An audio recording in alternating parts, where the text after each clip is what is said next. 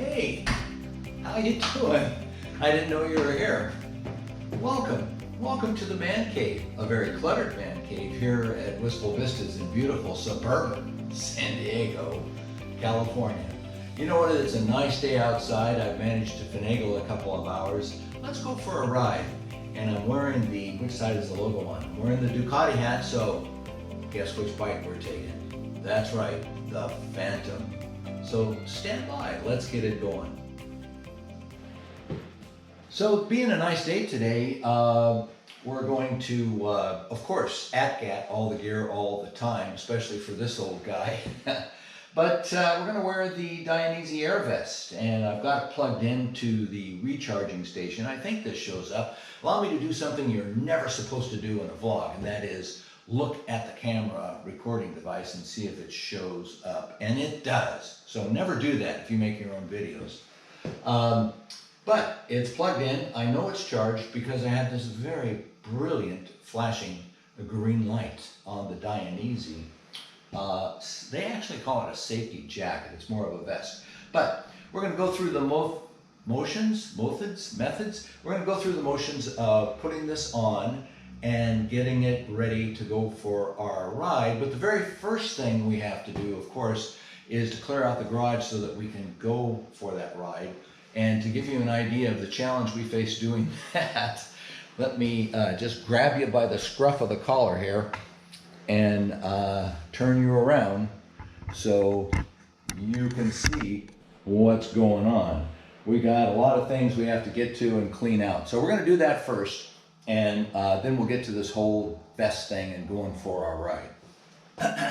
Okay, let's get back to the Dainese D-Air here. Got it plugged in, flashing green light indicates that it's charged at least, so we got that going for us.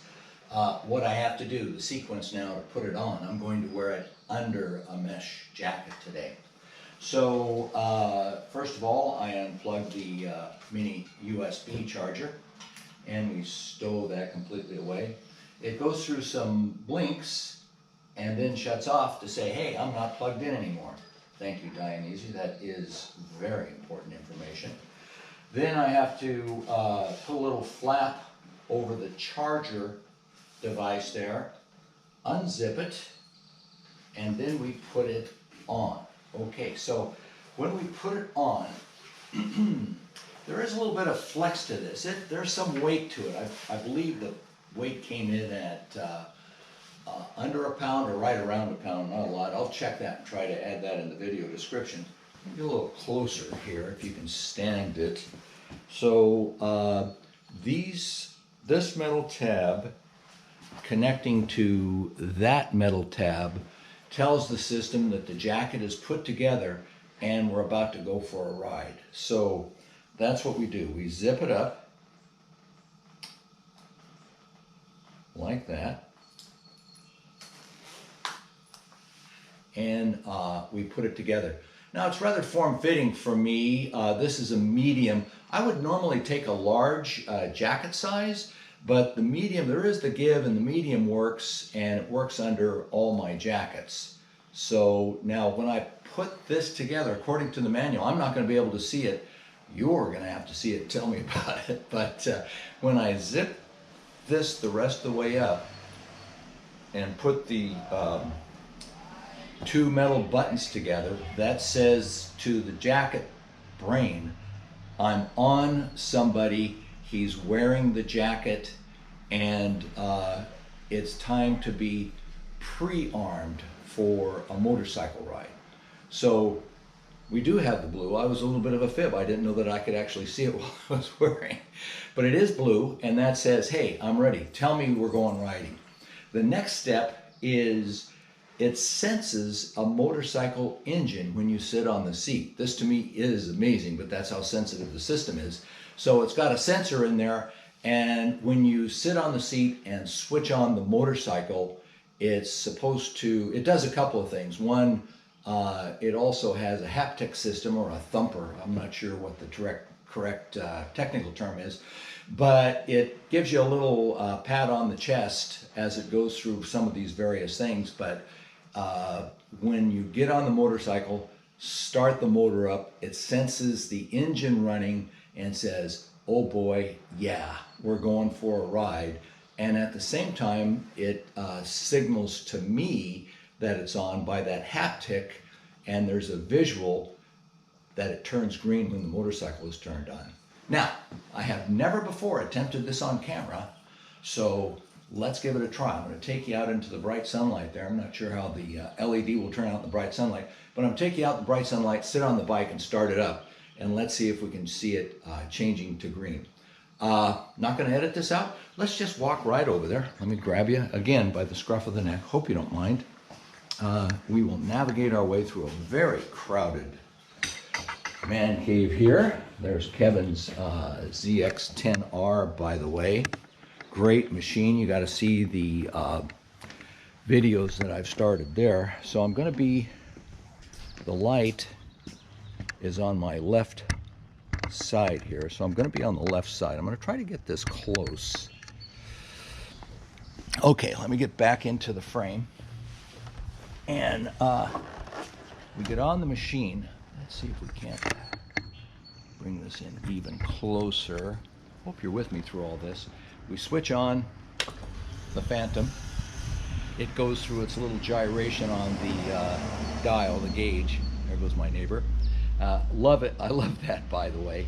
And it tells me the side stand is down. It tells me it's in neutral and various other bits of information, what traction control and other things that I'm in. So I'm going to start this up, and this should now go to, not sure if you can see, a little disappointed about that. Yeah, it's still blue there. Not sure if you'll see this, but let's start it up.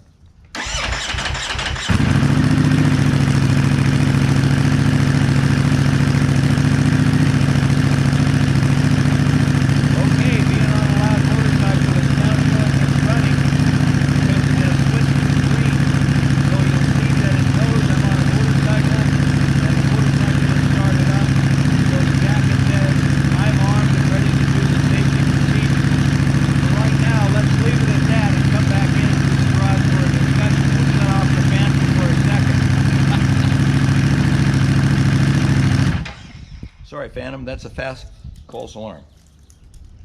Now when I get off the machine and try to not knock over the camera, I get another set of haptics or vibration on my chest, and we'll come back into the dark. And it shows me that it is blue, and it's back again in the ready mode, ready for a ride. So that's the sequence of putting the vest on, knowing that it's charged, knowing once you put it on and you connect the two metal connectors that it is in the pre-ride condition, getting on the machine and knowing that the motorcycle is turned on and it's now armed and the sensors are engaged in watching out for any impact. Now, according to the Dainese literature, this also works in the case of a rear impact, which is not true, I understand, of several of the vests or the independent jackets that are out there, ones that don't require a tether. If you have a tether, the great advantage of a tether is if you have a tether, you get into an impact and that tether pulls off and it activates. It knows something has happened. The issue with a non-tethered vest is interpreting what is a standard sort of a, oh shoot, I stepped on a rock and slipped, versus actually being on a motorcycle and involved in some kind of an accident. And I'm sure there's a lot of science that went into the background on doing this. But we're charged up.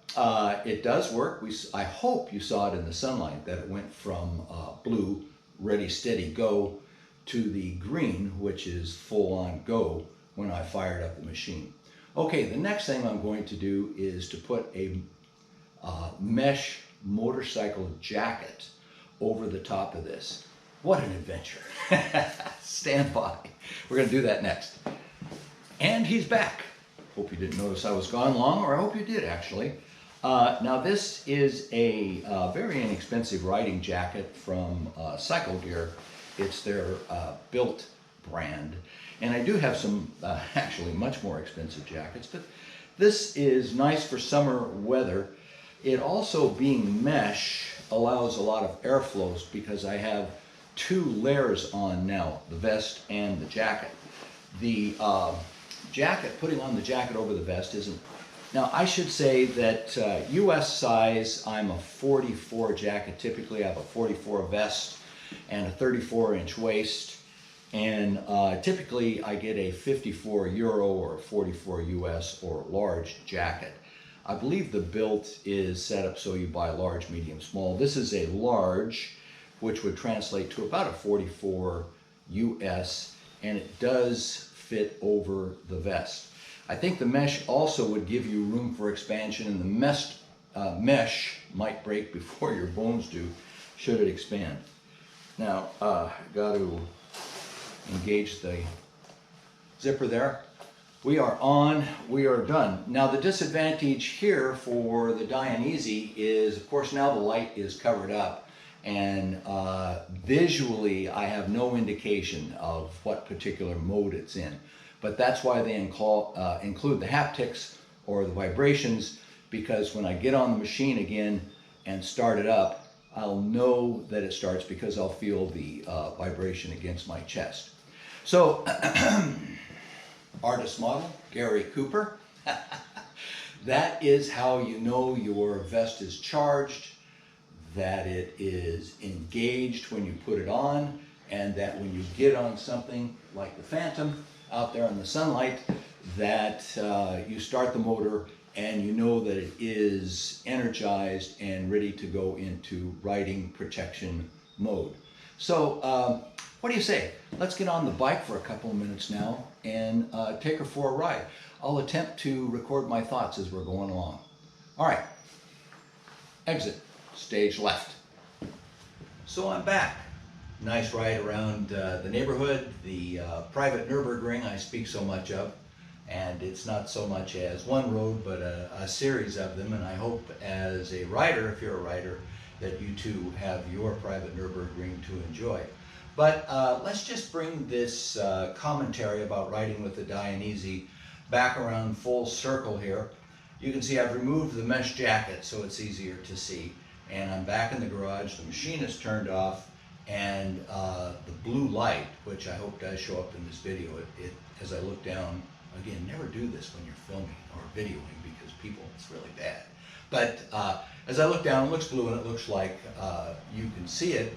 Tells me that there is electrical charge. It is primed, and this will change to green as I fire the machine up.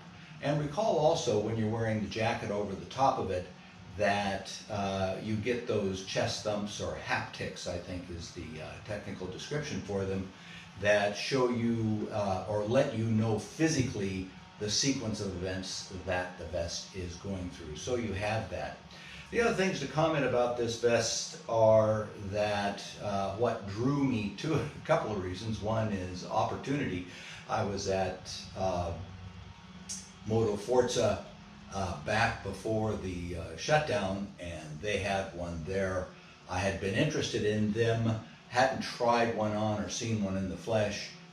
Tried it on. I was concerned about the sizing, and the medium fits me well. Again, 42 to a 44-inch chest, 34, 35-inch waist, and it fit me with, I think, just the right amount of stretch and things like that. Opportunity led me to this, and then also, like many other motorcycle riders, I have jackets. I have mesh and leather jackets, and the idea of either having to get rid of them or not using them was not appealing at all. So that's why the Dianese came to me. A last comment people might ask is it better than the other brands out there? Now, Climb has introduced one, Alpine Stars has one, and there are a few brands I've seen advertised on the European sites. I don't know if they're available in the USA. And they all have varying models for how they operate and how you activate them. Are they better or worse than this? I cannot say. You have to look at that and make up your own mind about that. Am I happy with the Dianese purchase? Yes, I am. I think it does. Again, there's a balance of safety and comfort, and I think it works well within those confines. Is there a reason that one should hold off for a bit before getting it? I don't think so. If you can go to a motorcycle dealer or clothing dealer and see 2 or 3 at the same time, I think that'd be good and worth trying to do should that opportunity arise.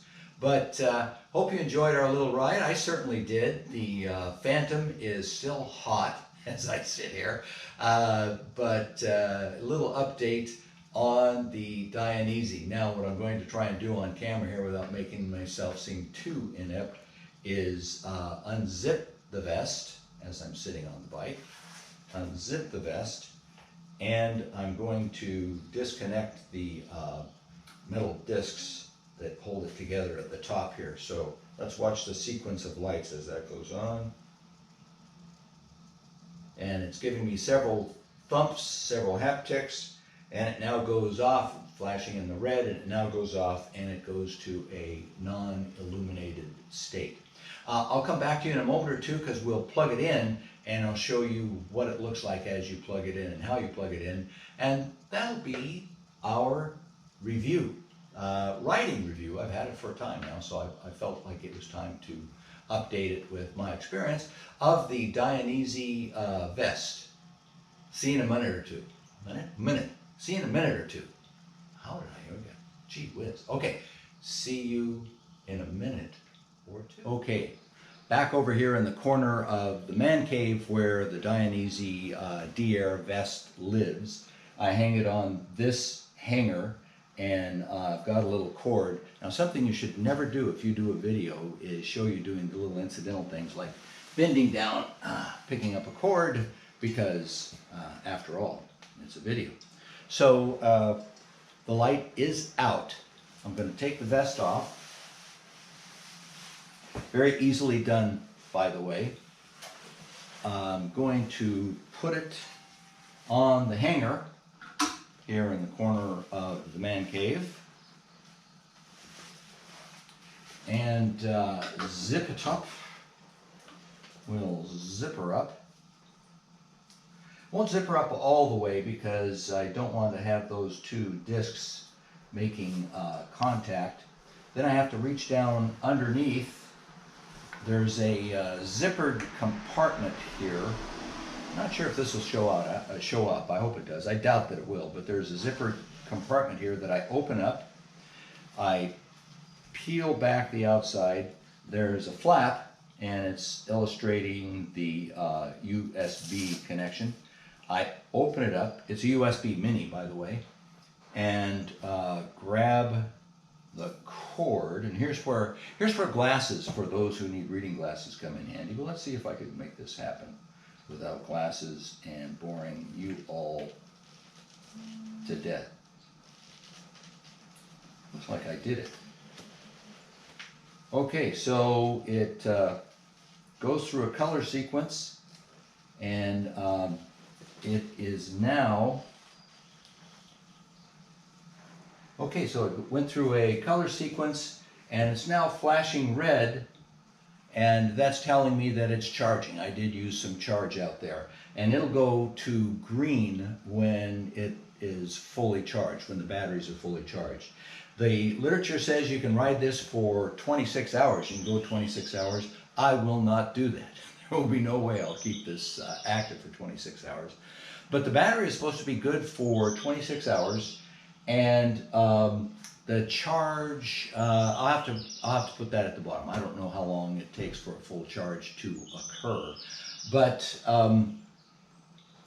the time is not too bad because the battery is actually not so large. There's not a big power drain there. But okay, back to the man cave. A little ride around the neighborhood on the Phantom there.